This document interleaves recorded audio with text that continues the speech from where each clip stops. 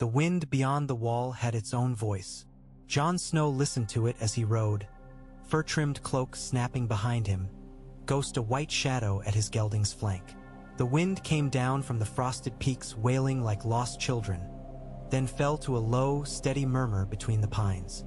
Sometimes, in the space between those sounds, he thought he heard another thing altogether, wings beating against a sky too high for men to see, some vast shape turning above the clouds. He told himself it was only the way sound played tricks in the open. The north was full of ghosts. It did not need more. "Your face is doing that thing again," Tormund Giant's Bane called from behind him. "Like someone shat in your porridge and then told you it was snow." Jon glanced back. Tormund rode bareheaded despite the cold, his red beard stiff with frost, his belly rising like a barrel beneath his patched leathers. Behind him trailed a dozen free folk. Hunters, spearwives, shaggy children bundled in furs, all of them with eyes that flicked north and south as if the earth itself might roll over under them. "My face does nothing," Jon said.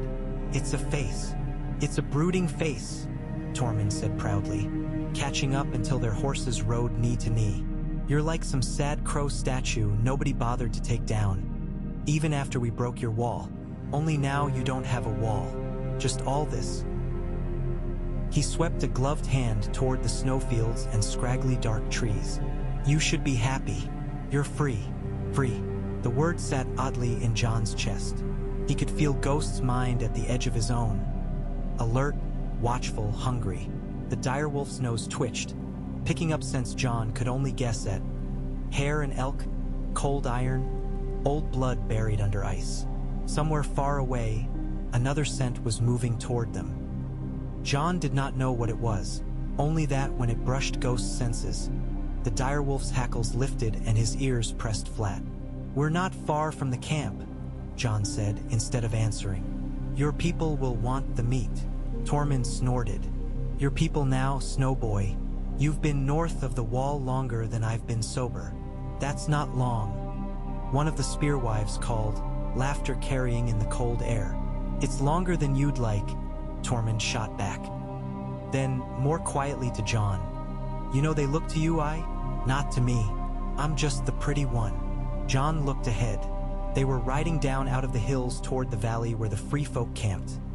Half-buried tents and skin huts, smoke rising from low fires, children chasing one another through the snow.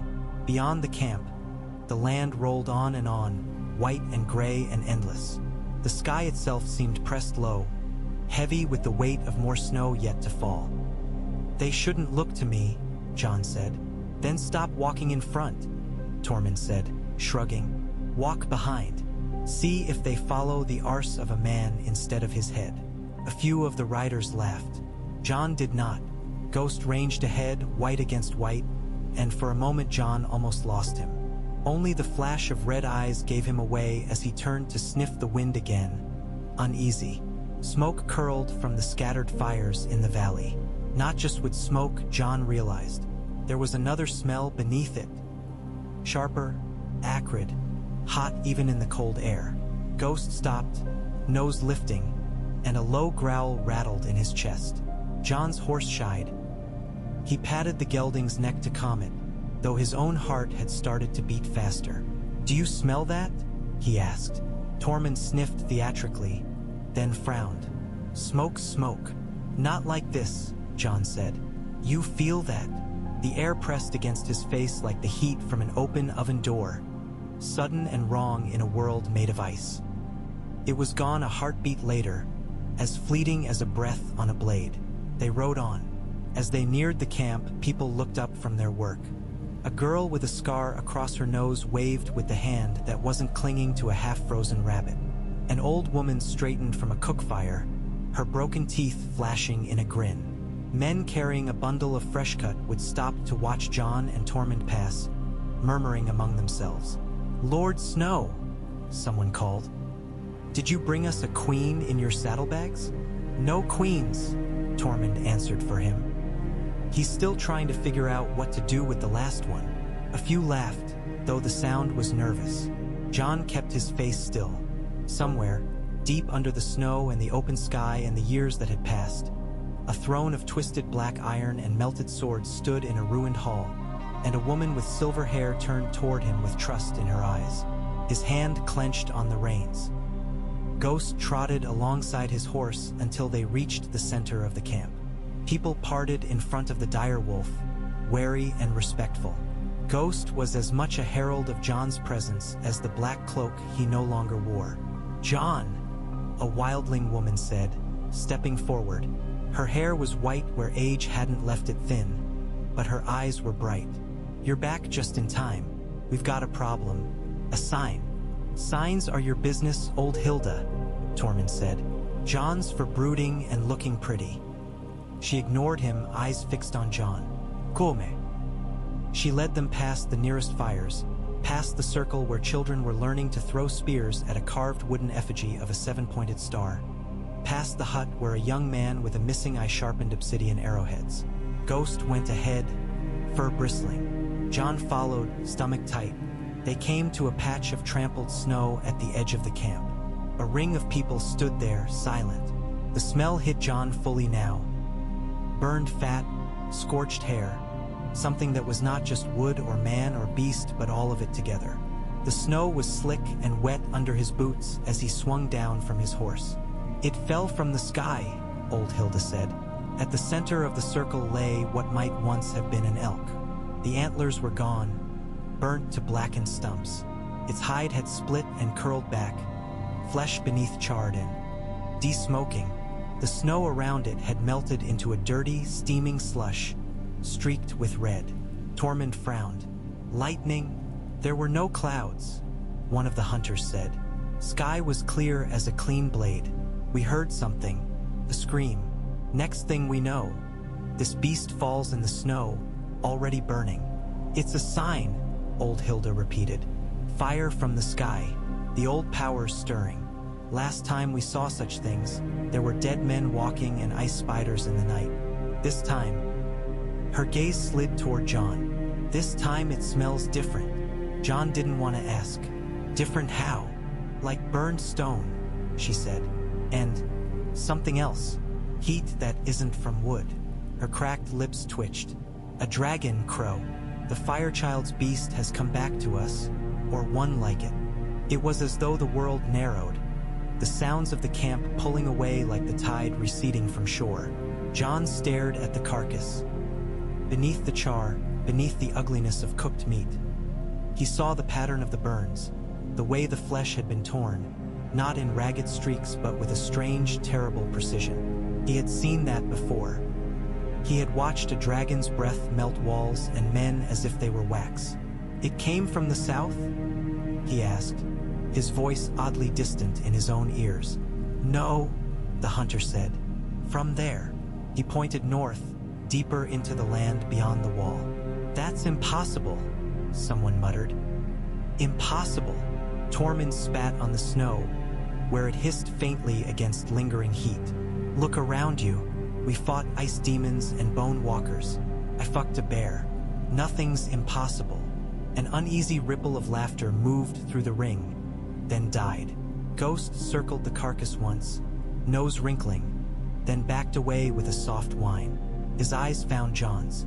In them Jon felt again that other presence, that distant heat beating against the sky. He remembered Drogon's scream in the throne room, the spray of melted iron, the way the dragons I had met his after Daenerys' body had gone slack in his arms. There had been such grief there, such incomprehension, that Jon had fallen to his knees. If Drogon had burned him then, he would have welcomed it. But the dragon had not burned him. Drogon had taken Daenerys in one great claw and flown. No one had seen him since. "The beast flew north," old Hilda said.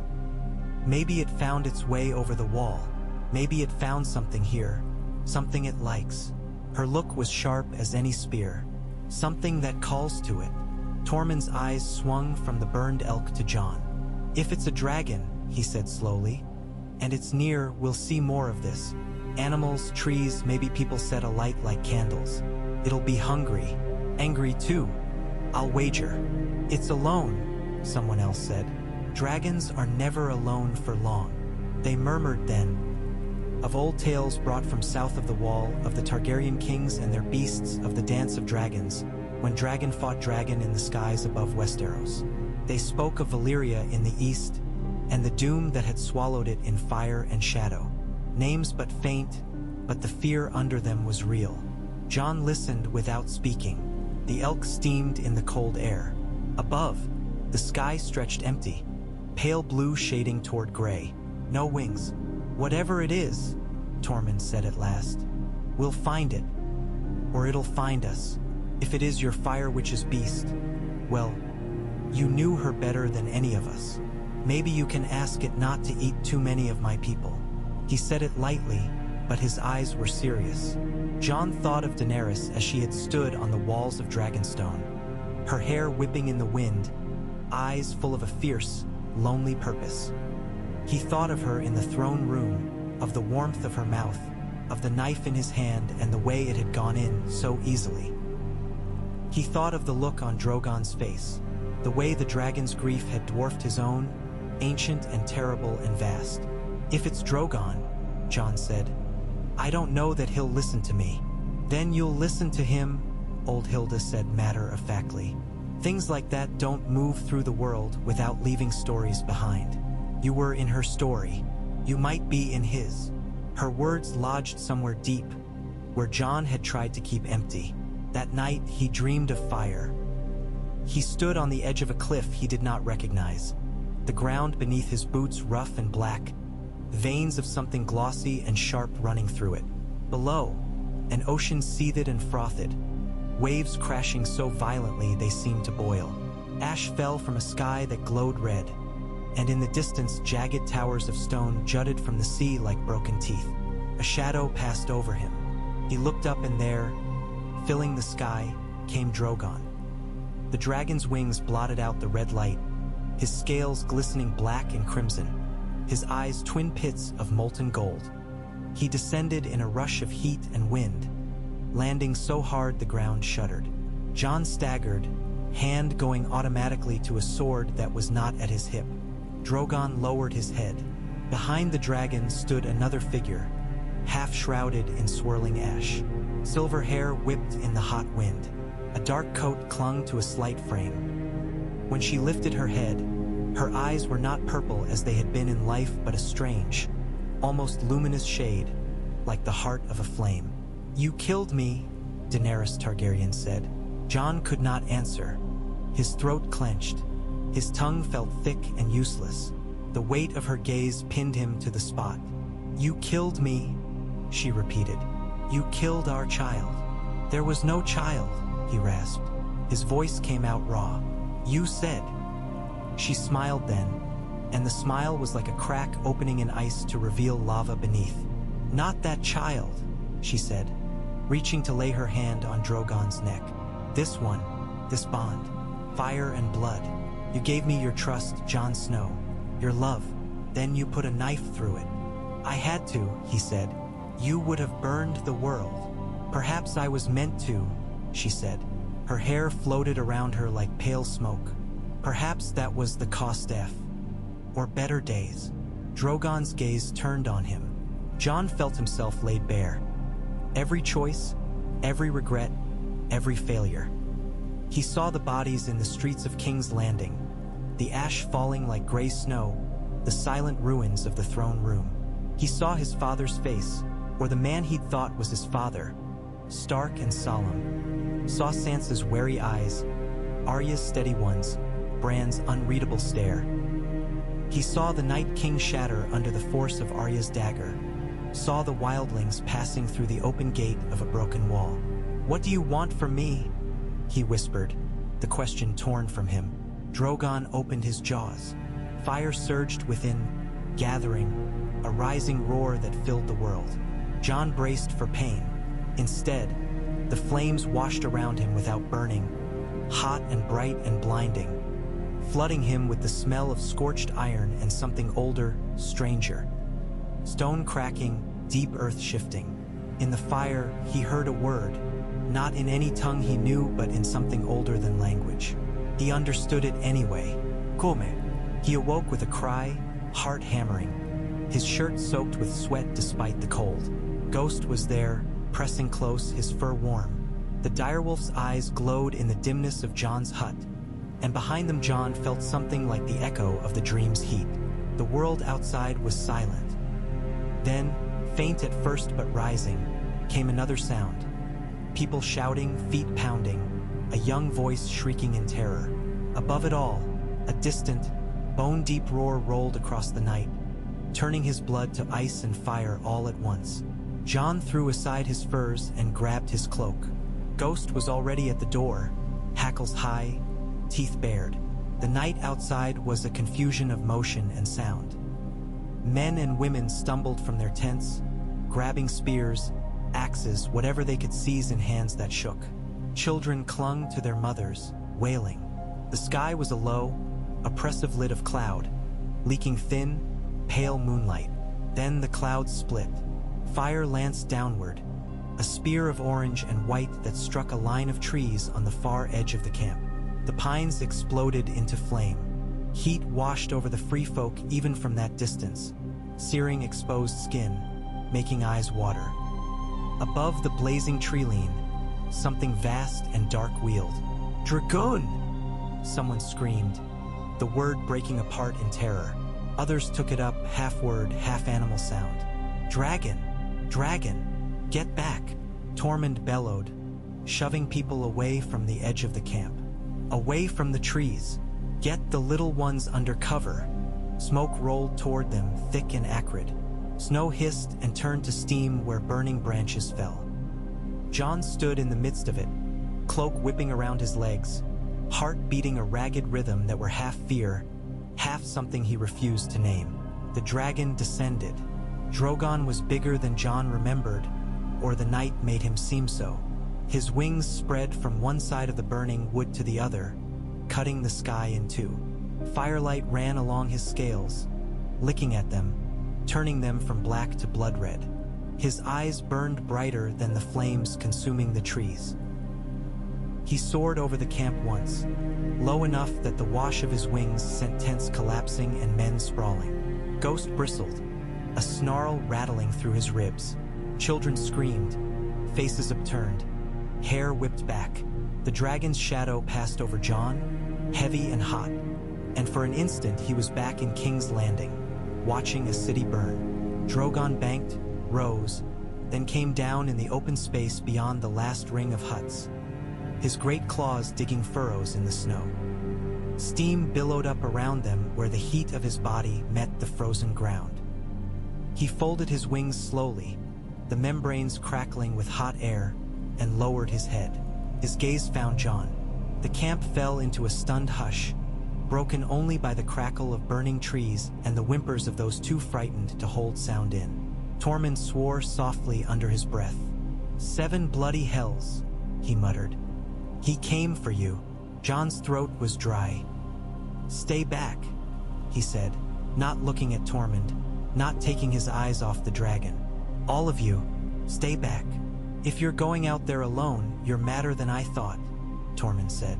"Maybe," Jon said, "but he won't burn me while you're standing behind me. He'll burn you." Tormund considered that for a heartbeat, then gave a short, humorless chuckle. "Well, can't argue with that." He clapped Jon on the back, hard enough to stagger him. "Try not to die, eh? You're shit company, but we're used to you." Jon stepped forward. Each breath seared his lungs. The heat coming off Drogon was immense, like walking toward the heart of a forge. The snow beneath Jon's boots softened to slush, then to water. Steam curled around his legs. Ghost padded at his side, low and silent, until Jon murmured, "Stay," and the dire wolf halted, shivering with restraint. The dragon's head lowered further as Jon approached. His nostrils flared, drawing in the scent of man and wolf and fear.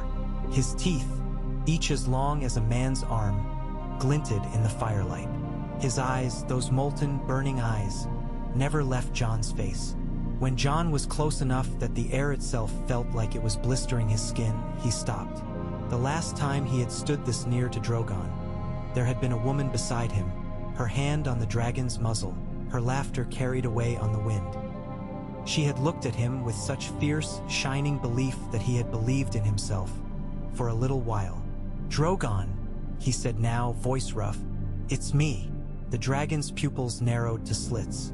A rumble started deep in his chest, low and thunderous, rolling through the ground. "You remember me?" Jon said. "You should." His voice shook. He could feel the eyes of the camp on his back. "I was there. I held her when she died. I killed her." The words hung in the hot air like something solid. Behind him, someone gasped. Somewhere a child started crying again, quickly hushed. Drogon's head jerked, as if he'd been struck. The rumble became a roar. Not the full, ear-splitting bellow he had unleashed over King's Landing, but something shorter, sharper. His great body shifted, claws sinking deeper into the melting ground. "If you mean to burn me," Jon said, forcing himself to stand his ground. "Do it now." He closed his eyes. For a heartbeat, too, there was only the sound of his own blood in his ears, the rush of his breath. Then the world filled with the hiss of fire. Heat licked his face, his hands. He could smell burnt wool, singed hair. He waited for pain. It did not come. He opened his eyes. Drogon had drawn in his breath, fire smoldering between his teeth. Now he let it out in a slow, steady exhalation that passed to either side of Jon, splitting like water around a stone. Flames roared past him, searing the ground, turning snow to hissing vapor. Jon stood in a narrow channel of untouched air, the heat pressing against him but stopping just short of burning, as if some invisible hand held it back. The dragon's eyes were very close now. Jon could see the reflections of the flames dancing in them, see himself, small, dark, fragile, caught there like a mote of ash. He remembered the dream. "Come, you should hate me," Jon whispered. "You should want me dead." The dragon blinked slowly. Another rumble shook his chest. Not anger this time, but something lower, almost questioning. His head tilted. Jon took a single step forward. The heat intensified, baking his skin, drying his eyes until they stung. He did not look away. His heart pounded, but beneath the fear there was something else. Something that felt uncomfortably like recognition. As if some part of him had been waiting for this moment since the day he'd learned his true name. Aegon Targaryen.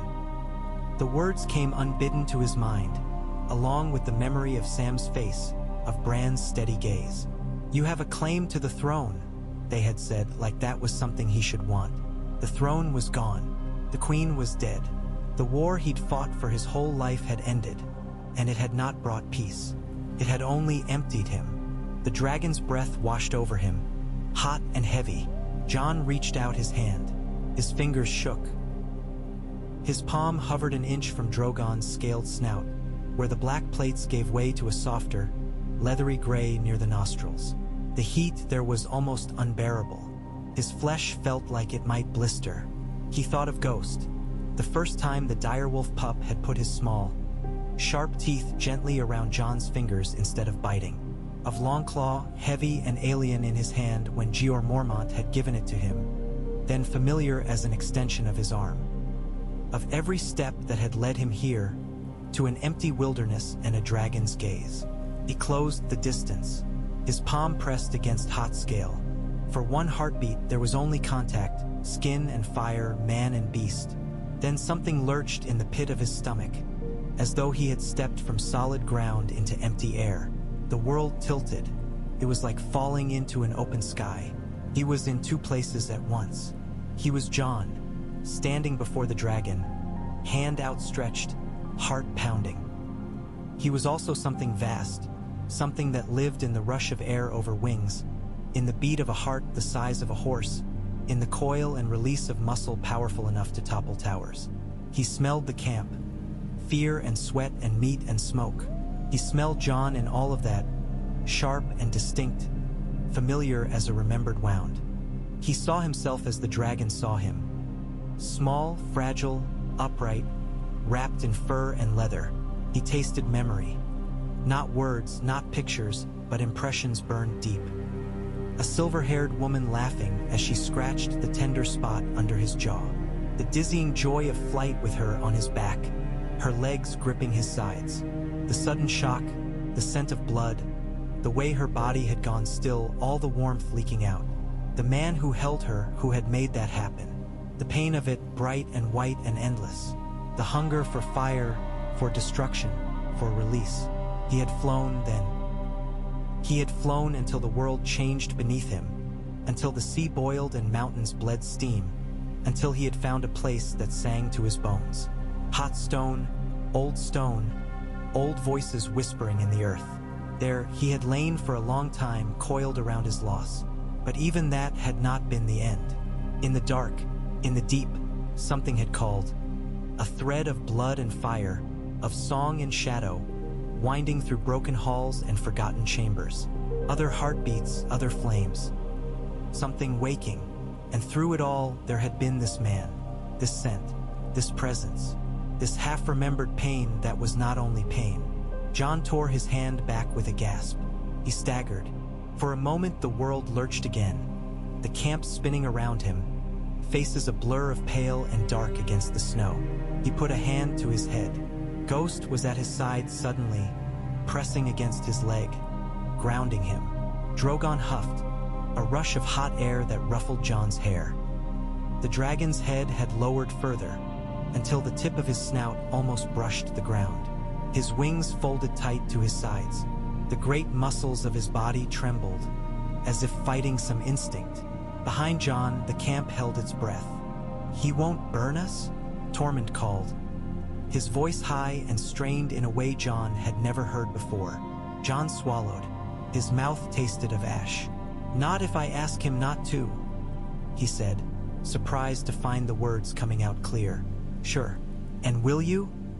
Old Hilda's voice floated through the heat and smoke, dry and sharp. "Ask him." Jon turned his head slowly to look back at them. They stared at him as if he had already changed. The children with wide eyes, the spearwives with their hands wrapped around weapons they knew were useless against a creature like this. The men who had followed him through snow and night and war. In their faces he saw more than fear now. He saw hunger. Power had drawn men's eyes like that in King's L. Ending too. "I didn't ask for this," he said. To them or to the dragon or to the empty night, he wasn't sure. "That's how you know it's yours," Tormund said softly. Drogon shifted, the ground trembling. He made a sound then, low and oddly gentle, a thing Jon had only heard him make around Daenerys. His vast head nudged forward, the edge of a scale brushing Jon's shoulder. Not quite a shove, not quite a caress. Again the echo come. Jon thought of his vows at the wall. "Night gathers, and now my watch begins." He thought of breaking each vow in turn, for love, for need, for what he had told himself was the greater good. He had failed so many oaths that there seemed little point swearing new ones. Yet he had made another promise, once, to a man he'd only learned was his father after he was dead. Protect them, all of them, the living. If dragons had returned to the world again, if fire was waking in old places, if stories of dragon lords and burning cities were about to become more than stories, someone would shape that or be crushed under it. Jon looked up into Drogon's eyes. "I will ask you," he said. "I will ask you to spare them, to spare as many as you can." He drew a breath that felt like it scraped his ribs raw. "But you'll listen better if I'm up there with you, won't you?" The dragon's pupils widened, swallowing almost all of the gold. Heat rolled off him in a fresh wave, but it no longer felt purely threatening. It felt like an invitation. "Jon," Tormund called, warning in his voice. "What are you thinking?" "I'm thinking," Jon said, "that the last time dragons ruled this world, they burned it and broke it. Maybe this time, someone who knows what that looks like should be holding the reins." He stepped closer to Drogon's side. The dragon's scales were rough beneath his hand, edges catching the light. The structure of the wing nearest him loomed like the frame of a ship's sail, thick bones supporting thin, leathery membrane that trembled faintly with each breath. A ridge of spines ran down the dragon's neck and back, each one the size of a man's forearm. Between two of those spines, there was room for a rider. Jon's throat went dry. He glanced back once more. The camp seemed very small from here. Tents, fires, people held in the circle of Drogon's presence. Their eyes shone in the firelight. Sansa's face rose in his mind, pale and proud beneath a crown of carved weirwood leaves. Arya's, painted with shadows in the hold of a rocking ship as she sailed west of west. Bran's, still and remote on a wheeled chair in a cold hall. A kingdom that had tried to heal itself after war and failed, its scars still livid. If he climbed onto this dragon, he would not be Jon Snow of the Night's Watch anymore. He would not be the half-forgotten bastard who had gone into exile north of the Wall. He would be something else. Something the world would make stories of, whether he liked it or not. The thought repulsed him, tempted him. Ghost whined softly. Jon looked down. The direwolf's eyes met his, fierce and unblinking. "You are mine," they said without words. "Whatever else you become, you are mine." "I'm yours," Jon murmured, fingers tangling briefly in Ghost's fur. "And I'm theirs." He straightened. "Help me up," he said to Tormund. "What?" Tormund stared. "Help you. Are you mad?" "Probably," Jon said. "You said as much." Tormund stared at the dragon, then at Jon, then at the dragon again. He muttered something under his breath in the old tongue that might have been a prayer or a curse. Then he strode forward, boots sloshing in the melted snow. "If you get eaten," he said, "I'm telling everyone you died crying." "Fair," Jon said. Together they found a way up. Drogon shifted, lowering his massive body, his wing dipping to make a slope of leathery membrane. Jon scrambled up it, hands slipping on the hot, smooth surface. The heat was overpowering now. Sweat ran down his back despite the freezing air. His breath came short. He gritted his teeth and kept climbing. At the base of the dragon's neck, ridges of spine rose like carved black stone. Jon swung a leg over, settling himself between two of them. There was no saddle, nothing to hold on to but rough scale and the sharp angle of bone. He wrapped his legs as tight as he could around the dragon's neck, feeling the flex of heavy muscle beneath him, the deep, slow expansion of lungs the size of small houses. From here, the camp looked smaller still. People had fallen back further, forming a wide circle, faces turned upward. Their fear, their awe, their hope all drifted up to him like smoke. He thought of another crowd in another place, chanting another queen's name. "I'm not her," he told the dragon under his breath. "I'm not her, and I won't be." Drogon's head turned slightly, as if he had heard. From this close, the dragon's neck was like a mountain beneath Jon, alive and moving. The first beat of the great wings threw him forward. He grabbed for the spine in front of him, fingers burning. The second wing beat lifted them. The ground dropped away with a sickening lurch. The camp shrank as if drawn into the point of an arrow. Jon's stomach swooped. His heart leapt into his throat. Wind slammed into him, tearing at his cloak, his hair, his very breath. He clung to the dragon's neck with knees and hands and teeth, every muscle straining. In the same instant, something broke open inside him. Flight was nothing like he had imagined and exactly like the glimpse he'd had in Drogon's mind. The rush of air over wings, the way the world spread out below, white and black and burning orange, made his smallness undeniable and yet meaningless. He was small, yes. He was also here, alive, astride a creature of legend, the sky itself open above him. He laughed, the sound torn from him without his consent, whipped away by the wind. They climbed higher. The burning line of trees fell behind them.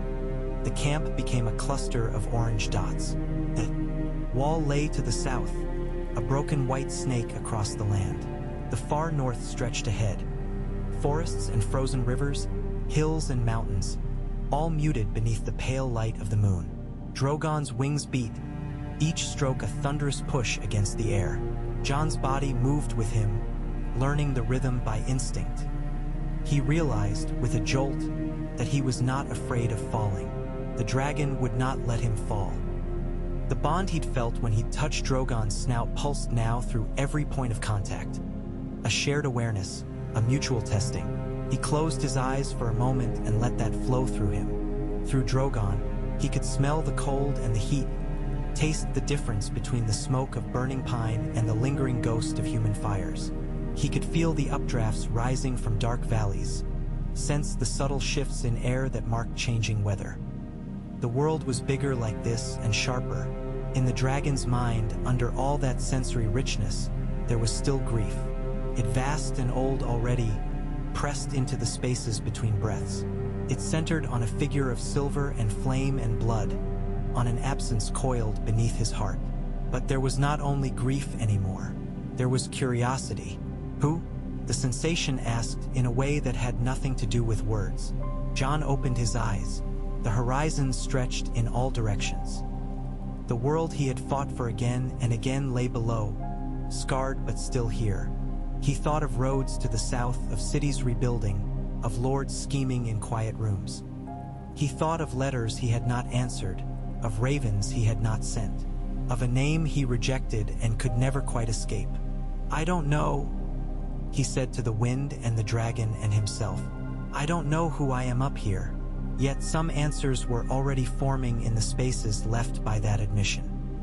They flew until the camp was only a memory of fire behind them and the mountains rose like jagged teeth ahead. Jon shouted hoarsely into Drogon's ear that they should turn back, though he doubted words were what the dragon heard. Still, Drogon banked, enormous body tilting, wings angling to catch a different current. As they flew south now, the wall visible like a ghostly white line, Jon saw other fires dotting the land beyond the camp. Small orange flecks where hunters or scattered clans had made camp. The dragon's gaze snagged on each of them in turn, an instinct to hunt rising, to burn, to assert dominance over everything that lit the dark. "No," Jon said aloud, without thinking. "We don't do that. Not them." He poured the thought down through his hands where they gripped the dragon's spine, through the point where his legs locked around living muscle. "Not them. Not ours."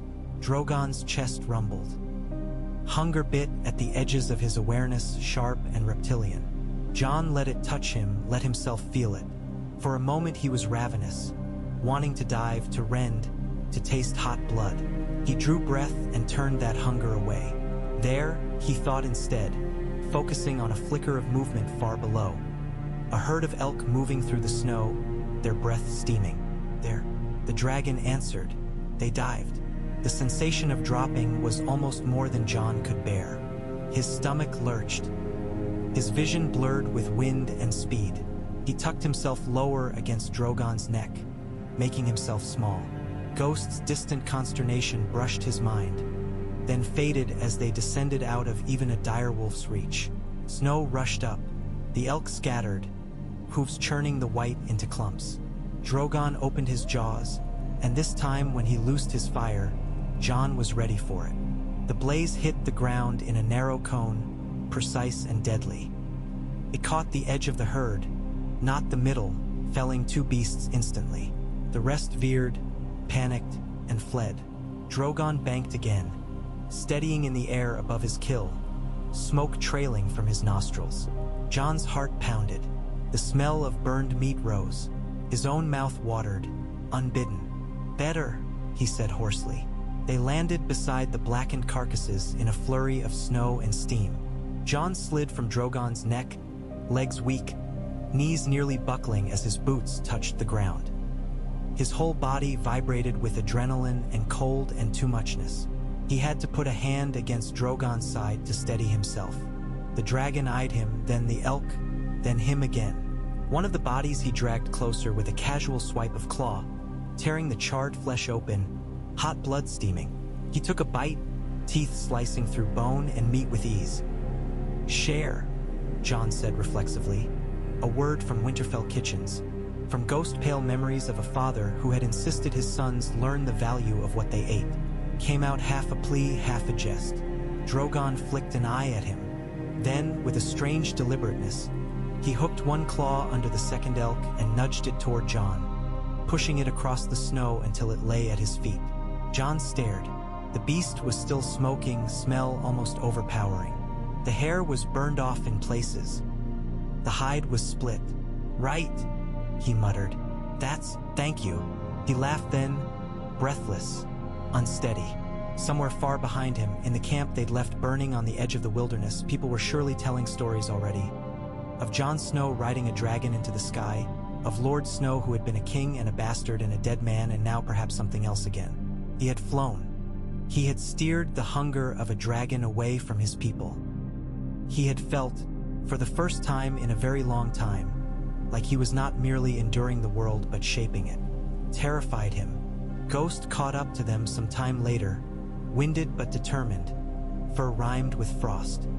He gave the dragon a wide berth at first, circling in wary arcs, tail low.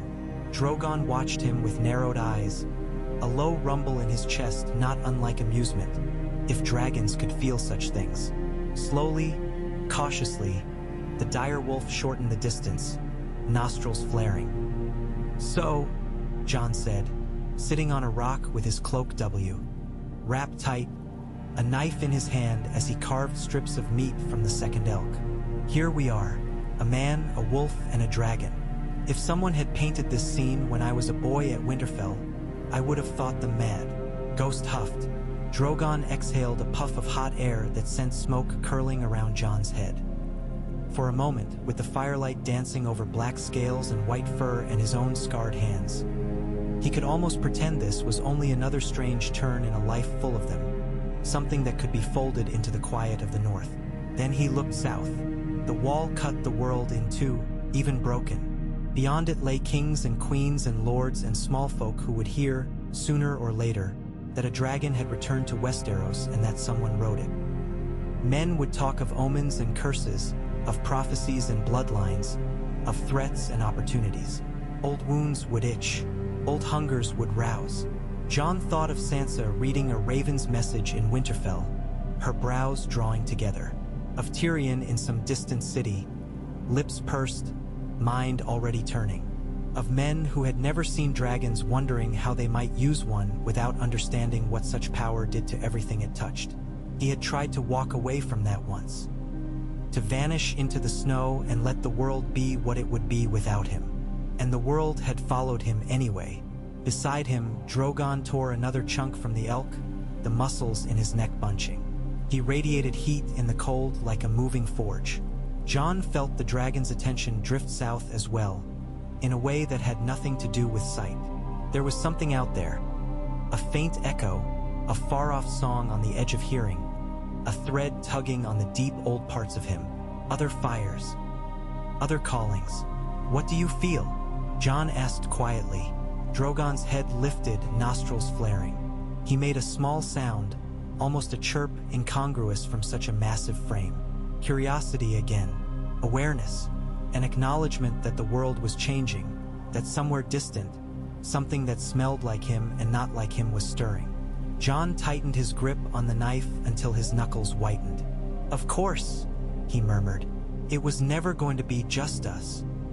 The Dance of Dragons had been a story when he was a boy, a tragedy in an old book, full of names that blurred together, of princes and princesses and dragons tearing each other apart over a throne of swords. He had never thought to live through anything like it. He did not intend to. "We won't let them use you," he said to Drogon. "Any of them, north or south. They'll try. They always do. But we've seen what comes of that." The dragon's eye, bright and unblinking, regarded him. A flicker of something, agreement or simple acceptance, moved in the bond between them. Ghost curled at Jon's feet, head resting on his boots. The direwolf's trust was simpler, older. It had never asked who Jon was beyond being his. Bastard or prince, lord commander or exile, rider of dragons or man of the Night's Watch. None of it mattered to Ghost. Jon's heartbeat did. The sky above them was paling by increments, the eastern horizon banded with the first faint suggestion of dawn. Snowflakes began to fall, hissing briefly as they touched Drogon's scales, melting before they could stick. Jon wiped his knife, slid it back into its sheath and stood. His body protested, muscles stiff from unfamiliar strain. "We have to go back," he said. "They'll be waiting, and if we don't they'll do something foolish, like going looking for you on foot." Drogon snorted, a sound that managed somehow to convey disdain. "Yes, I know," Jon said. "People are fools. That's why someone has to look after them." He swung up onto the dragon's neck more easily this time, though his legs still trembled. Ghost watched him, ears forward, then trotted to a spot directly beneath Drogon, clearly intending to follow on the ground. "We'll work something out for you," Jon told the direwolf. "I'm not leaving you behind." As Drogon spread his wings again, snow swirling in the downdraft, Jon looked once more toward the south. Somewhere beyond that broken wall, someone would be reading old histories, recalling old claims, counting the dragons they thought they had in the world. They would put his name in those stories. Aegon, some of them would say, Targaryen, king. He was Jon, he told himself fiercely. Jon who had bled and failed and tried again. Jon who had seen the worst the living and the dead could do and still chosen to fight for them. Jon who now rode a dragon not for glory or thrones, but because if someone must, let it be someone who knew what all this power cost. The dragon launched into the air. As the ground fell away and the sky opened, as the bond between them thrummed like a tightened bowstring, Jon Snow felt the first clear line of a path forming under his feet. It was not yet a plan, not even truly a decision, just a direction. Toward the south, in time, and toward those who would seek to wake the world's old fires for their own ends. He had not chosen to be born with a dragon's blood. He had not chosen the walls others had built around him, nor the throne they had named him for. But he could choose this. He could choose to be the one who stepped between dragons and men, between old songs of fire and blood and the broken, hopeful world that still struggled on under snow and ash. The wind tore at his cloak. The dragon's heartbeat thundered up through his legs. Below, the north stretched vast and cold and waiting.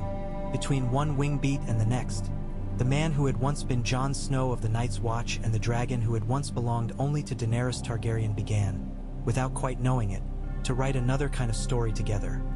One that would carry both of them, and the world, toward a new dance not yet begun. Drogon's shadow reached the camp before he did. It rippled over the snow like a dark tide, swallowing tents, fires, face.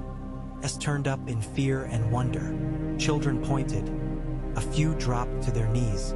Dogs began to howl, then quieted when the shadow passed and only the horrible quiet of expectation remained. Jon felt all of it through the dragon's body, the twitch at the edge of a dive, the instinctive urge to shriek his arrival to the world. It rose in Drogon like a wave. This time, Jon pushed back. Not now, he thought, pressing his knees in, hands tight on the ridge of spine. Not fire, not fear, not for them. Drogon's wings adjusted, trading theatrical swooping for a more level glide. He circled once, twice, then came down in the open space Jon had chosen before, well clear of the nearest huts. Snow and steam burst outward as the dragon's claws bit into the softening ground. Jon slid down, boots squelching into slush. His legs held, barely. The camp stayed at a distance this time, a ring of faces at the edge of firelight. Tormund stood at the front, his beard stiff with frost and something like reluctance in the set of his shoulders. "Well," he called, voice carrying in the brittle air. "He didn't eat you. I owe myself 10 antlers." A few people laughed, quick and strained. Their eyes were all on Drogon, not Jon. "He won't burn you," Jon said, loud enough to carry. "Not if you don't rush him. Don't wave weapons. Don't throw anything. Treat him like a storm. Don't invite it, don't challenge it, and he'll pass you by." "So he's a temperamental guest," a spear wife said. She was tall and lean, her cheeks crisscrossed with pale scars that disappeared into her hairline. Her hand rested on the haft of her spear as if sheer habit kept it there. "That's all. Temperamental guests we've dealt with," Tormund said. "This is more like, if the sun dropped out of the sky and decided to sleep in your bed. You don't poke it. You don't kick it. You hope it likes you." Old Hilda elbowed her way to the front, her furs hanging crooked, gray hair half in its braids, half wild around her face. "Names," she said sharply. "Names have power. You give him yours, boy?" John hesitated. He already had a name. She sniffed. Maybe to the Southron stories. But here, among our fires. He's Drogon, John said. Rhymes with burned bones, Tormund muttered. How cheering. Old Hilda's eyes narrowed. Drogon, she repeated, tasting the syllables like something sour. And you, John, he said. The name felt thin and small in his mouth. John, she said slowly, who rides Drogon? Her stare sharpened. Names have power. Remember that when they start putting more words around yours. Murmurs rippled through the crowd. John heard some of it. Dragon Rider, Fire King, Targaryen. A few spat that last as if it were a curse. He lifted his hands. The motion was enough to quiet them. That frightened him almost as much as the dragon did. I'm Jon Snow, he said, forcing the words out steady. The same man you've been stealing breakfast from these last 3 winters. I rode a dragon because someone had to. That's all. No crowns. No king. I left those behind with my brothers in the south. Crow no more, someone called. Tormund said. He's one of us. Just uglier. That got a more honest laugh. John let it wash over him without trying to smile. Behind him, Drogon shifted. The dragon settled his bulk in the snow like a cat coiling around a hearth. Wings folding, head lowering. His eyes never stopped moving, tracking every flicker of fire, every twitch of muscle. He wasn't calm, not yet, but he was choosing not to act. It would have to be enough for now. Get some sleep, John said. Put extra watchers on the outer fires. No one goes hunting alone. No one burns anything big without telling me first. If he sees fire, he thinks food. I'd rather he didn't start with you. And you? The scarred spear wife asked. You going to sleep? He thought of the way the sky had felt under him, of air and fire and a heartbeat not his own. I'll try. They dispersed slowly, as if afraid the dragon would vanish if they looked away. Tormund hung back. So did old Hilda and the spear wife. Come on then, Tormund said, jerking his head toward John's hut. Before you fall over. Inside, the air was close and almost warm. A small fire smoldered in the pit. Ghost had beaten them there somehow and lay near it, a white comma on the black dirt floor. His eyes glowed when John entered, a brief flare of welcome. Tormund ducked inside and took up his usual place on a low stool that creaked alarmingly under his weight. The spear wife followed uninvited, planting herself against the wall like a blade watching its owner. Old Hilda came last, shuffling, her breathing a faint wheeze. Thought we were sleeping, John said. I sleep when the world's done surprising me, old Hilda said. Hasn't happened yet. Name's Ragna, the spear wife said abruptly. Since you keep looking for a name to hang your frown on, might as well make it mine. John blinked. All right, Ragna. He shrugged out of his cloak, suddenly aware of how damp the wool was with sweat. As it cooled against his shirt, a shiver ran through him. What did it feel like? Tormund asked. On his back. John sat on the low bed, elbows on his knees, hands hanging loose. He stared at his fingers. They were reddened, the skin at the base of his thumb peeling where the heat had bitten. Big, he said finally, and small. He frowned at his own words. The world is big. Up there you can see how small you are. But he hesitated, searching for something he rarely bothered to find. It doesn't matter, somehow. There's so much of it you forget yourself for a bit. Tormund snorted. You forget yourself. That'd be a first. Ragna tilted her head, eyes narrowing. You liked it. John opened his mouth to deny it. The protest died before it reached his tongue. Yes, he said very quietly. I did. The admission hung in the smoky air. Ragna's mouth quirked. Not quite a smile. That's how they get why. Oh, you, old Hilda muttered. How what gets you? John asked. Big things, she said. Kingships, wars, gods, dragons. They start as something you do because you must. Then you realize you like it. That's when they start owning you. Her gaze was sharp, cutting. Do you think your dragon knows you liked it? Jon remembered the way Drogon's mind had felt under his palm. That sudden dizzying doubling. He felt it, he said. He feels almost everything. Through me, and I through him. Then mind yourself, Hilda said. Horses throw riders that tug too hard on the reins. Dragons, I reckon, do it with fire. Ghost chuffed softly as if to agree. Tormund leaned forward, elbows on his knees, beard bristling. So, you've got yourself a dragon. They've got themselves a story. What are you going to do with either? Keep him from killing us, Jon said. That's not a plan, Tormund said. That's a hope. Plans are what you make when hope's already tried to knife you a few times. And what plan would you make? Jon asked. Oh, I'd leave, Tormund said cheerfully. March the whole camp another 100 miles away.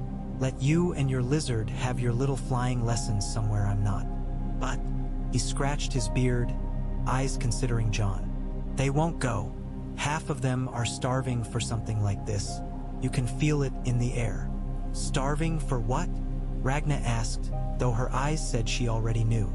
For a story big enough to sit inside, Tormund said. We fought the dead. We walked through ghosts. We lived. Then what?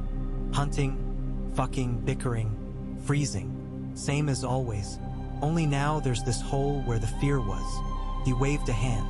People don't like holes. They stuff them with gods or songs or foolishness. A dragon's good for all three. I'm not their god, Jon said sharply. No, Tormund said. But you're their dragon rider. The room felt smaller. Jon sat back, the low cot creaking. You think this is funny, he said. I think it's terrifying, Tormund said. I'm laughing so I don't shit myself. Ragna's voice cut through the threadbare humor. You rode him, she said. You kept him from turning us to ash. That's something. But next time he might want to go south. Or west. Or wherever dragons go when they're bored of snow and elk. What then? I don't know, Jon said. You better learn, she said bluntly. Because if you don't decide what to do with that thing, someone else will decide for you. And for us. Maybe some wildling fool decides you're a god and starts marching people into his mouth to please you.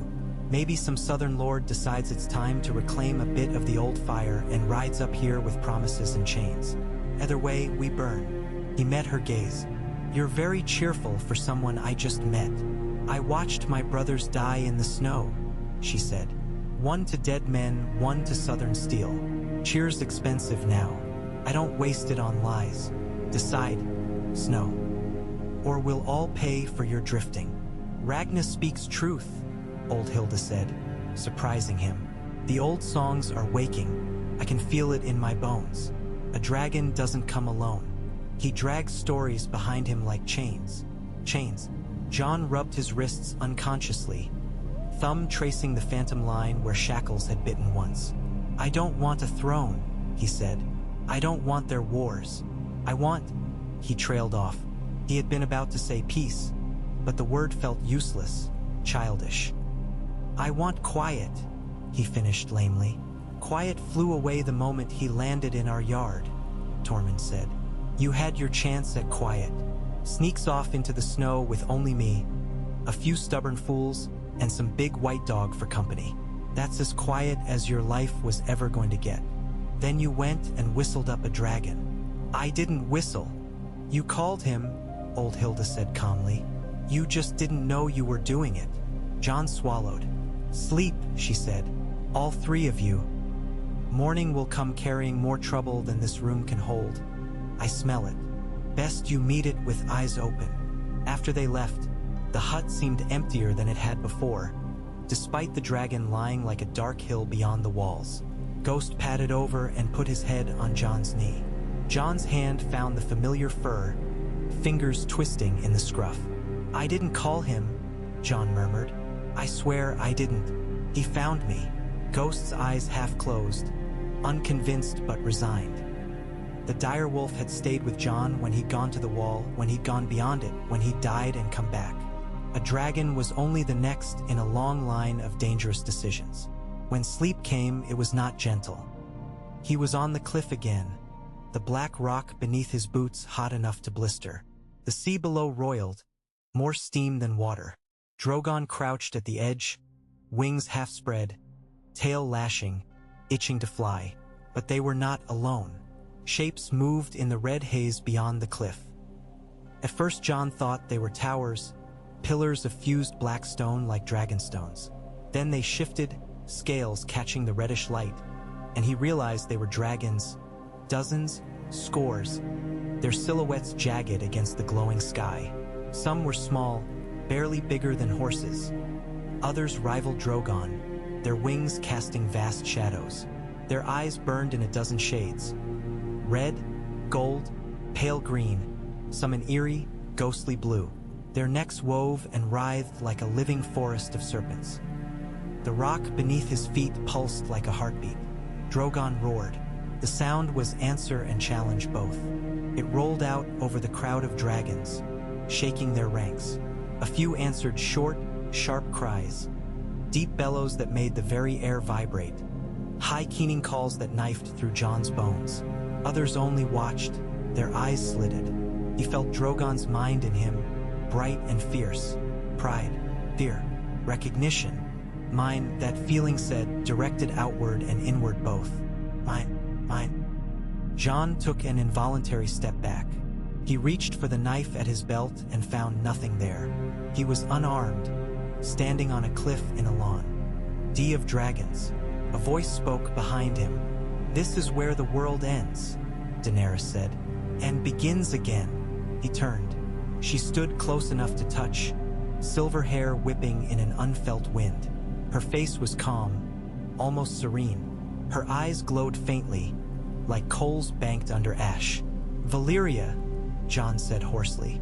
"Once," she said, "once it was songs and towers and chains and fire. Now it's only this." She gestured. "Bones and ghosts and sleeping things."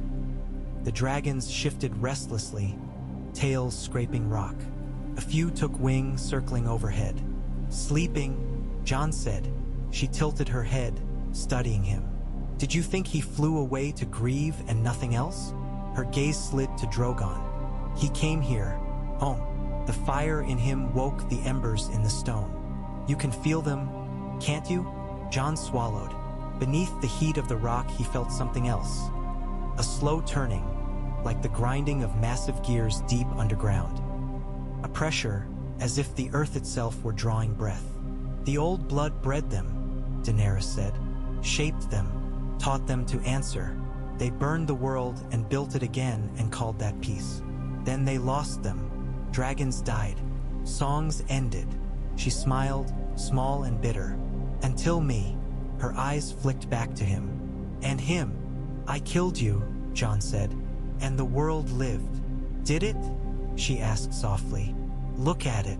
He saw flashes. King's Landing rebuilt in patched stone and wood. Small folk creeping back like wary animals after a storm. Winterfell with its cracked towers. Villages along the Trident, half abandoned. Fields fallow where no one had seed to spare. Ships limping into harbor under patched sails. Men and women with haunted eyes looking at the sky when thunder rolled. "The world survived," Daenerys said. "It's not the same thing." He thought of Bran on his chair, of Sansa's crown, of broken swords piled in a melted heap where a throne had once stood, of hard choices made in cold rooms, of small, tired compromises. "Better than ash," he said. "Only because you think you know what ash feels like," she said. "Most of them don't, Jon. They've forgotten already. Give them a few years. A bad harvest. A cruel lord. A few words whispered in their ears about what could be with a bit more strength, a bit more fire. They'll call for someone to give it to them." She turned to the dragons again. "They always do." The dragons were nearer now. Their scales were not only black and red. Some shimmered with oil-slick colors, some bore pale, ghostly patterns like veins of marble. Jon saw nicks and scars, ragged horns, torn membranes healing with odd, crystalline new growth. "How many?" he asked. As many as the world can bear, she said. As many as wake, as many as answer the call. He called them John. She nodded toward Drogon. In his grief, in his rage, in his need not to be the last. Drogon's head lowered. John felt a wrench of longing that was not his own. Brother, that feeling said. Sister. Brot. Then we have to stop them, John said. His voice sounded small even to himself. Before they wake, before they spread. Her brows rose, the ghost of amused disbelief. You said it yourself, he insisted. If men look up and see dragons, they'll start shouting for kings. For conquerors, for another you, another me. We can't let that happen. She repeated faintly. John. For a moment her face twisted, some old hurt surfacing. You're so very you. She took a step closer. He could smell ash in her hair. What makes you think you can stop what bred me? What bred them? She pointed at the dragons. This is older than houses and names, older than walls, older than vows in the snow. He thought of Melisandre's talk of prophecies, of Azor Ahai, of princes that were promised. Then I'll die trying, he said. Better that than sit and watch another city burn. She searched his face. Whatever she saw there made her sigh, the sound full of weariness. I didn't bring you here, she said. He did. She touched Drogon's flank. Her fingers sank into shadow, as if the dragon were half made of it. He wants you to see, to understand. So do they. You're in their story now. You think you're going to fight them. Her smile turned sad. You're going to dance with them. I won't. Her hand came up, cool and precise against his mouth. You aren't listening, Jon Snow. Her eyes glowed brighter. You never were very good at that. The rock under his feet shuddered. The dragons roared as one. The sound was like the sky tearing open. He fell, the cliff washed away in fire. Jon woke gasping, both hands clamped around Ghost's ruff. The dire wolf whined, then stilled as he recognized the change in Jon's breathing. Outside, a thin rim of light edged the hut's cracks. Dawn. The dream clung like cobwebs. Valyria, Daenerys, a crowd of dragons. A word, dance. He shoved himself upright. The headache waiting behind his eyes pounded, heavy as a mailed fist. He swung his legs off the bed and pulled on his boots with fingers that felt too thick. Ghost followed when he pushed the door flap aside. The morning wind cut through his damp shirt like a knife. Drogon lay where he had left him, a black mound in the snow. Frost glittered along the dragon's ridges, a delicate crust already melting as the sun struggled up. The beast's eyes were half-lidded, but Jon felt the awareness there, coiled and waiting. As Jon approached, Drogon lifted his head. You took me somewhere, Jon said without preamble. His breath smoked in the air. In dreams. Drogon's pupils narrowed. A faint growl vibrated the air. You want? Jon fumbled, feeling ridiculous talking to a dragon in the open. You want me to see where you went, what you did, the others. A flicker, yes. Not in words, but in the way Drogon's weight shifted, in the tug at the edge of Jon's mind. Brother, Brot, is... You want them, Jon murmured. You don't want to be the last. Loneliness cut through the bond like a knife.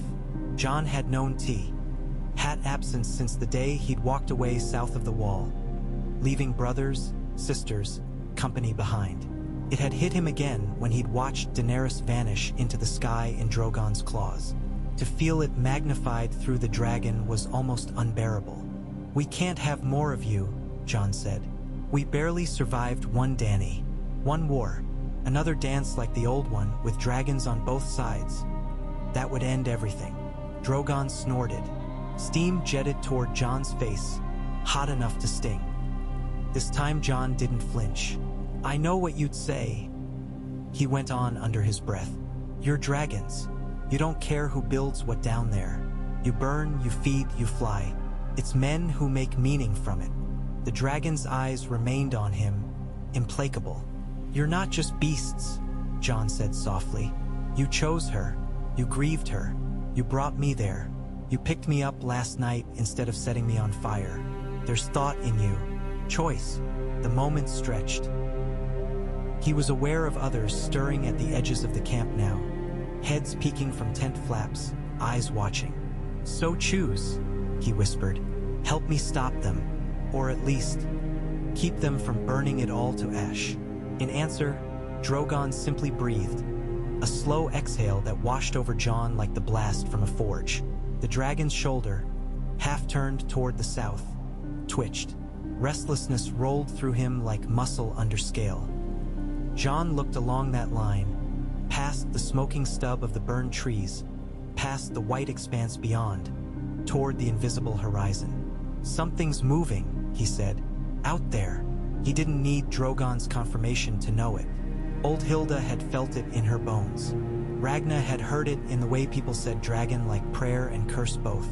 Daenerys, or whatever echo of her mind had lingered in that dream, had all but told him. The world was shifting again. Fire was waking where ice had just gone to sleep. He had a choice. Look away and pretend the wall still stood and his watch was over, or admit that whatever he'd sworn, whatever exile he'd accepted, the world had other plans. "Jon!" A voice shouted, thin with cold and urgency. He turned. One of the younger hunters, Keld, short and thick-shouldered, hair hacked off at his jawline, was running toward him from the eastern edge of camp. His breath came in ragged plumes. Frost clung to his lashes. "Riders!" Keld panted when he reached Jon. He bent double, palms on his knees. 3 of them, coming from the wall. Black cloaks. "They've got..." He swallowed, struggling to find words. "What?" Jon asked, sharper than he intended. "Ravens," Keld said. "A whole god's-cursed storm of them, following them like they're dragging the sky behind." Ragna, who had appeared silently at Jon's other side, exchanged a look with him. "Black cloaks," she said. "Thought you left those behind." "So did I," Jon murmured. He glanced at Drogon. The dragon's head had turned toward the east now, nostrils flaring. His body tensed. "Keep him calm," Jon told the dragon under his breath, ridiculous as it felt. Then louder to Keld. "How far?" "An hour, maybe less," Keld said. "They're riding hard. We saw their breath before we saw them. Thought you'd want to know." "I do," Jon said. He turned back to Drogon, laying his hand briefly on the hot curve of neck. A pulse of images flickered through him. Snow, walls, men on horseback like black ticks against white. Hunger sparked in Drogon's chest at the smell of horseflesh. "No," Jon said. He poured will into the word. "Not them. You stay here, or hunt away from camp. But you don't fly at men in black cloaks unless I say you can. Understand?" Felt like telling a storm where to rain. But Drogon's head tipped, the slit of his pupils widening a fraction. Curiosity, annoyance, grudging tolerance. He settled back onto his haunches, though his tail still twitched. "Good," Jon said softly. "Stay." Ghost trotted at his heels as he walked toward the eastern edge of camp. Ragna fell in beside him without waiting to be asked. Tormund joined them halfway, chewing what looked like last night's frozen hair. "Heard," Tormund said around a mouthful. "Black cloaks, ravens. Is it a wedding?" "If it is, you're not invited," Jon said. "That's a mercy," Tormund said. "Every time I go to a Southron wedding, everyone ends up dead or married. Sometimes both." They crested a low rise where the snow had been tamped down by countless feet. From there, the land rolled away in gentle dips until it rose again toward the distant scar of the wall. 3 dark specks broke the horizon, moving fast. The ravens came first. They were a ragged cloud, dozens strong, wings beating in rough unison. They swirled and reformed, a living smear against the pale sky, following the riders like smoke follows fire. As they drew nearer, Jon could hear their cries, hoarse and urgent, not the aimless croaking of birds searching for carrion. "Never seen them do that," Ragna said under her breath. "Not like a flock, like a mind." "They used to sometimes," Jon said. "When dead men walked, when magic was thick. His skin prickled. I thought most of that went with the Night King. Maybe it did, Tormund said. Maybe this is what grew in its place. The riders made no attempt to slow as they approached the camp, but they didn't charge either. They reined in at what a southerner might think was a respectful distance and a wildling thought was a foolish one. Just close enough that the men on the ground could see their faces. Black cloaks cracked in the wind. The men under them had the pinched, raw look of those who had ridden long through bad weather. Their horses' flanks were flecked with white foam and streaked with frozen sweat. The middle rider pushed his hood back. He wasn't much to look at. Thin mouth, sharp nose, cheeks reddened by cold. His hair, once dark, was now more gray than not, pulled back in a fraying tie. A scar crossed his chin like a pale slash. His eyes, though, were bright. And when they found Jon's face, they widened. "Lord Commander," he said. Jon flinched. "I'm not." He cut himself off. "Who are you?" The man laughed once, a breath puff of vapor. "I'd say you don't remember me, but you always were a stubborn bastard."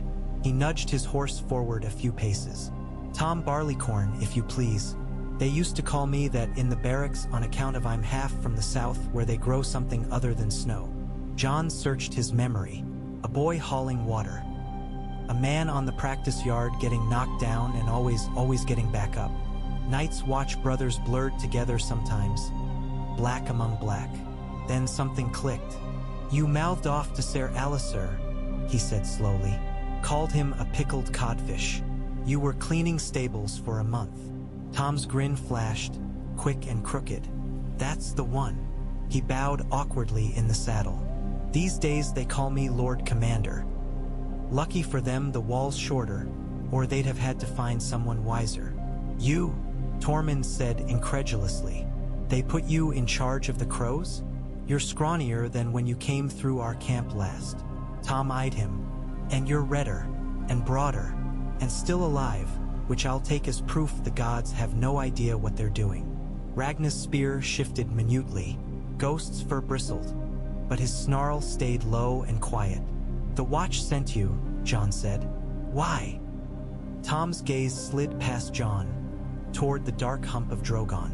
The dragon was watching from a distance now, head raised. Ravens wheeled overhead, restless. "You really have one," Tom said softly.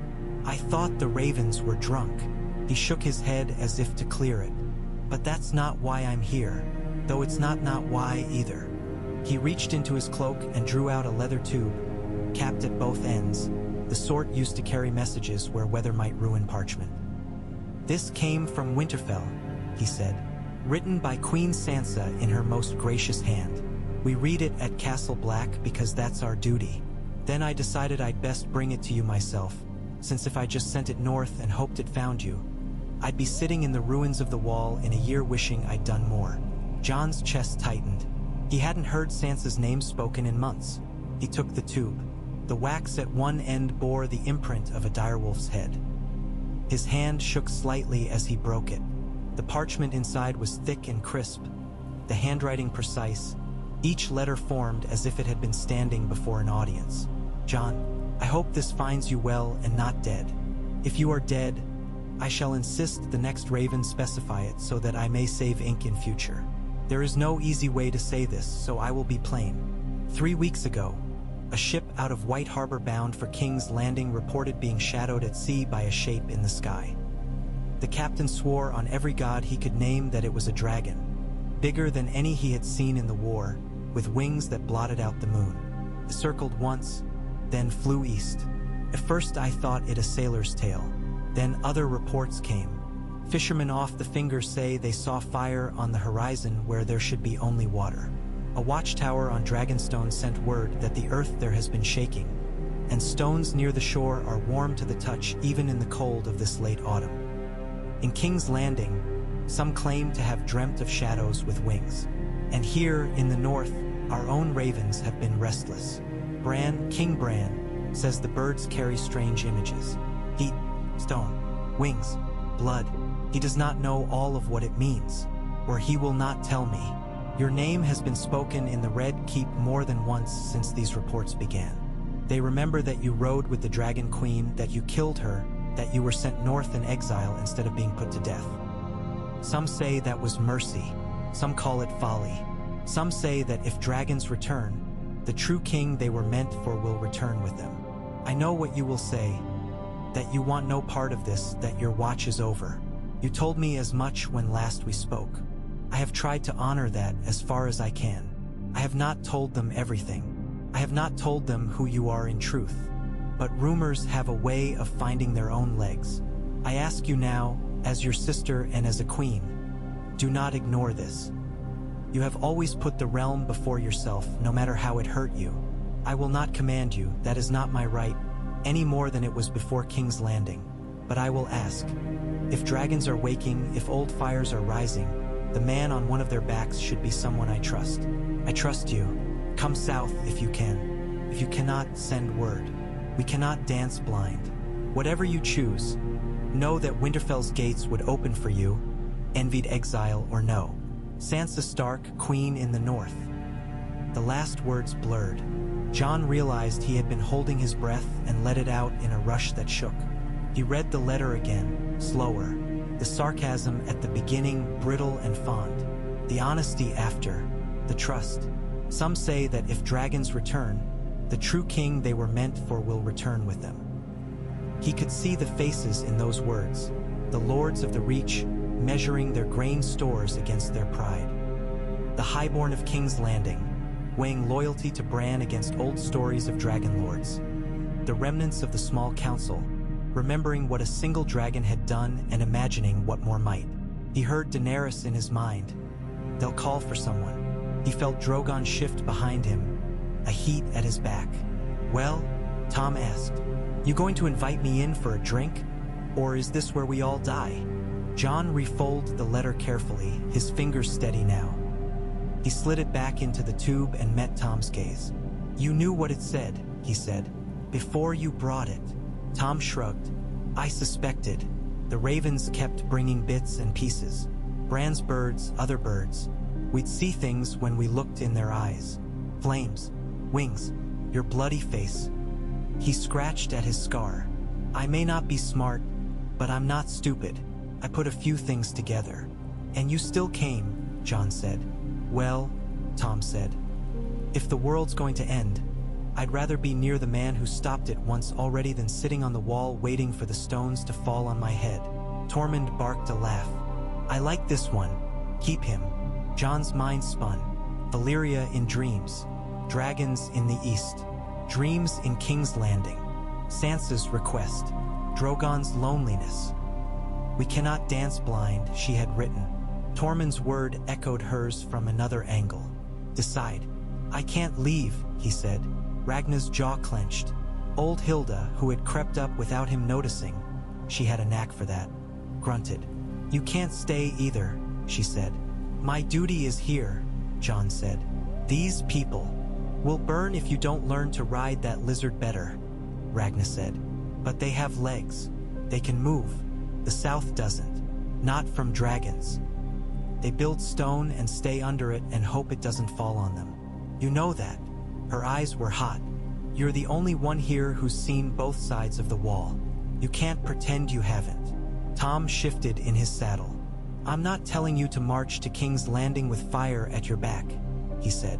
Seven save us all from that. But if there are dragons waking and you're sitting up here pretending to be a tree, he spread his hands. You don't like thrones? Fine. But you've already got one, whether you sit on it or not. It's just made of wings instead of swords. Jon flinched. Don't, he said. What? Tom asked gently. Don't say it out loud? Don't make it real? It is real, Jon. My brothers at Castle Black know it. Your sister knows it. King Bran. Well, he grimaced. Who knows what he knows? But I'd wager he knows that too. He looked up toward the wall where ravens still wheeled. We took vows once, Tom went on, to stand between the realm of men and whatever wanted to eat it. Dead things, cold things.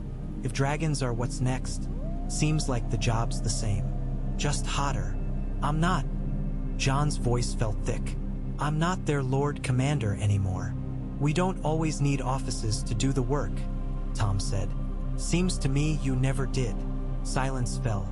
Wind hissed over the packed snow. The ravens above croaked and shifted, restless.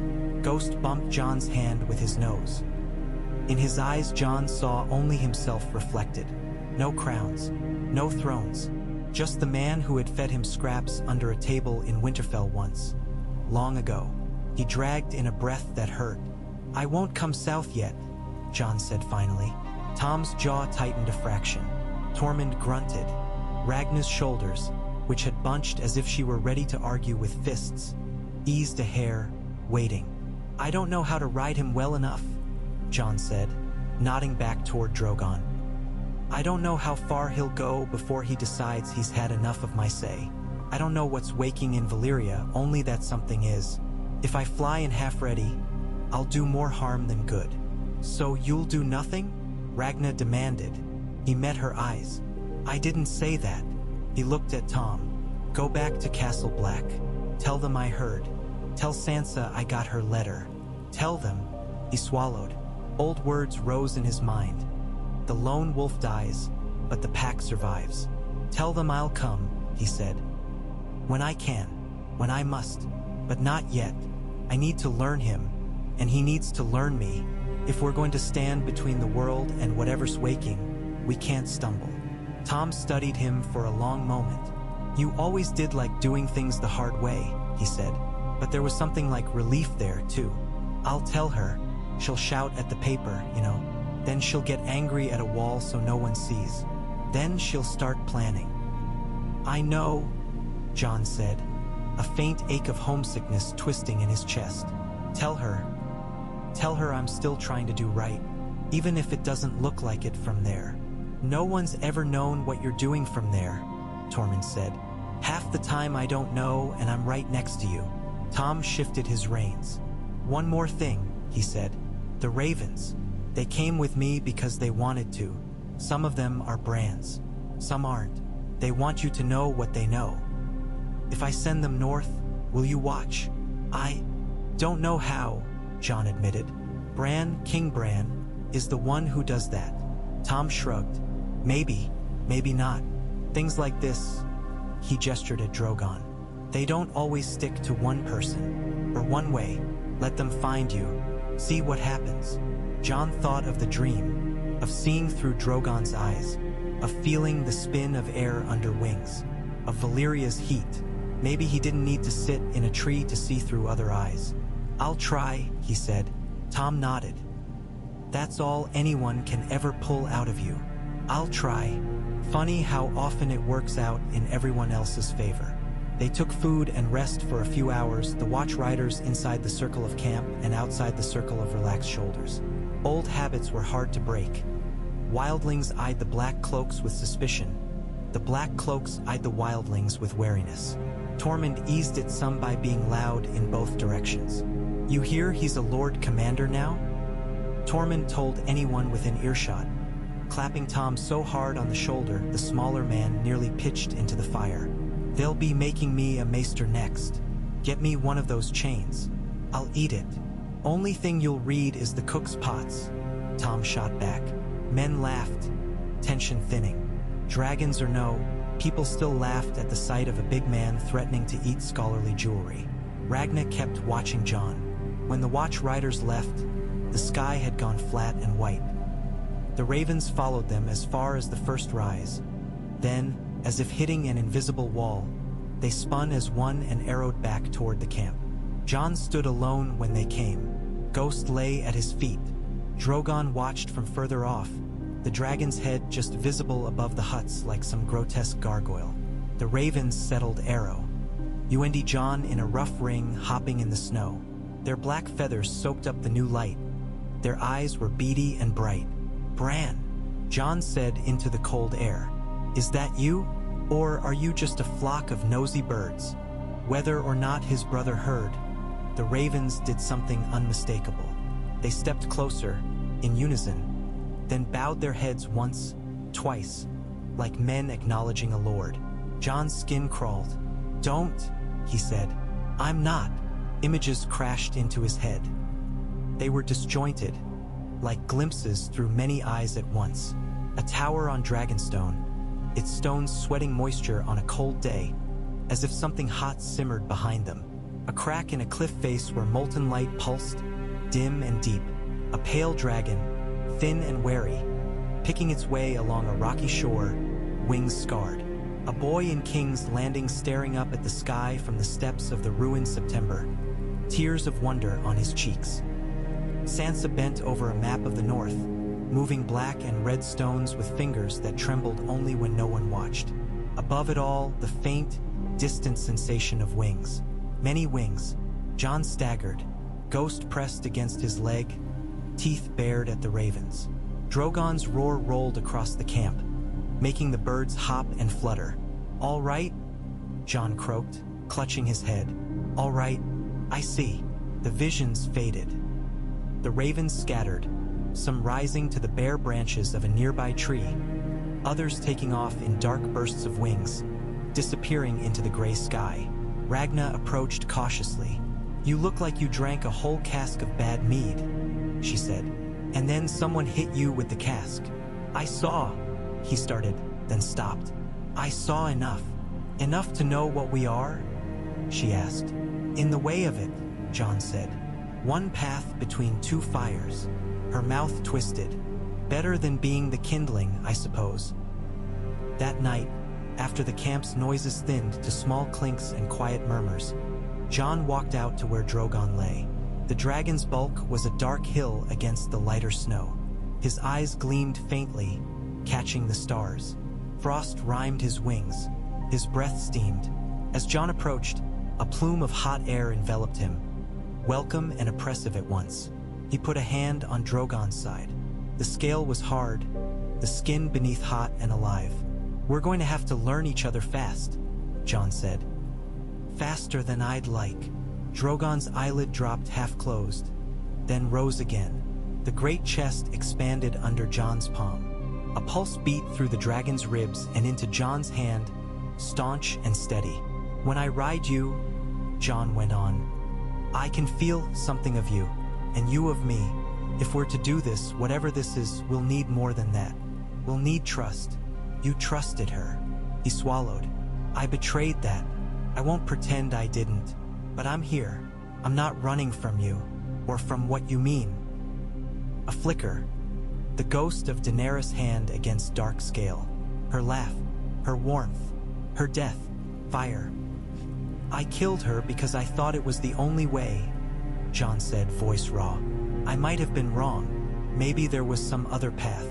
Maybe there wasn't. But I've been paying for that choice every day since. Don't think I don't know that you're part of that cost." He rested his forehead against the dragon's flank, letting the heat hour into him. "If you're going to burn me, do it. Don't keep me waiting." For a long moment, nothing moved. The night hung still. In the distance, a wolf howled, thin and lonely. Then Drogon shifted, not to crush him, not to incinerate him. The dragon rolled just enough that Jon almost lost his balance, one wing lifting, then settling more tightly around his own body. It formed a half-curtain, a sheltering wall of leathery warmth between Jon and the night wind. He stared.